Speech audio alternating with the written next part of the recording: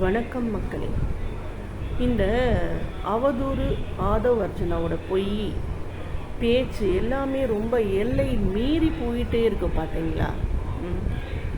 பொய் சொல்லி ஆட்சிக்கு வந்தது இல்லாமல் இன்னைக்கு கரூரில் 41 பேர் இறந்ததுக்கு ஸ்டாலின் சார் தான் காரணம்னுட்டாங்க.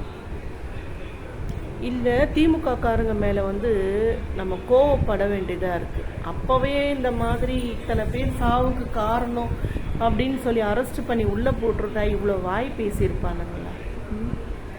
அநியாயத்துக்கு பழி போடுறானுங்க. பாவப்பட்டு எம்எல்ஏ சீட்டை கொடுத்து ஆட்சியில் உட்கார வச்சவங்க மேலே இப்படி அவதூறு பேசுறது.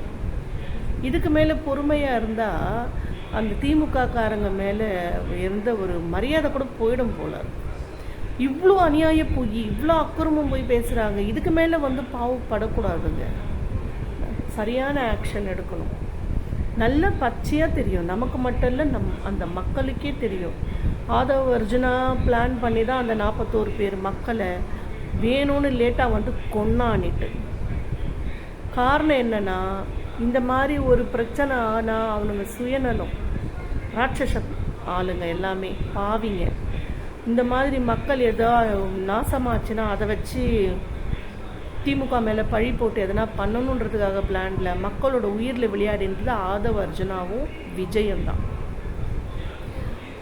கேரவனில் உட்காந்துட்டு சிரிச்சானே பார்க்கலீங்களா? எப்படி சிரிச்சுக்கிட்டு உட்காந்துட்டு இருந்தார். பக்கத்தில் திரிஷா இருந்திருக்கு, நமக்கு தெரியல, எல்லாருக்கும் தெரியும், அதில் தெரியல.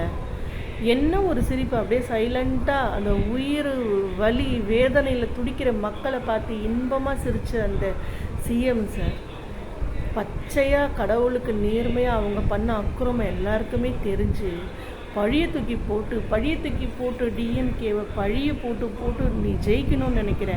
நீ படுதோல்வி அடைஞ்சு தோற்று போய் நடுத்தெருவில் நிற்பீங்கடா. நீங்கள் ஜெயிக்கணுன்றதுக்காக மக்களோட உயிரில் விளையாடினீங்க, வார்த்தையில் பொய் சொல்லி விளையாடினீங்க. அதுக்கப்புறம் கழட்டி போட்டு அம்மனமாக சுற்றுற பொம்பளைங்களை வச்சு எல்லாரையும் நாக்க தொங்க போட்டு ஓட்டு போட வச்சிங்க. பிள்ளைங்களை ஏமாற்றி கிண்டர் ஜாயின்னு பேசி ஓட்டு போட வச்சிங்க. சொன்ன நலத்திட்டத்தில் ஒன்று கூட செய்யாமல் ஏமாத்துறீங்க. இப்போ முக ஸ்டாலின் மேலே 41 பேர் இறந்ததுக்கு பழி போடுறீங்க. உங்களெல்லாம் மக்களையும் பாவப்பட்டு நாங்கள் மன்னிச்சாலும் கடவுள் மன்னிக்கவே மாட்டார். நீங்கள் எல்லாம் இதோட அவ்வளோதான் காலி. அநியாய அக்குறுமை எவ்வளோ நாளைக்கு நிலைக்கும்? சி, என்னதான் ஜனங்களோ இதுங்கெல்லாம்.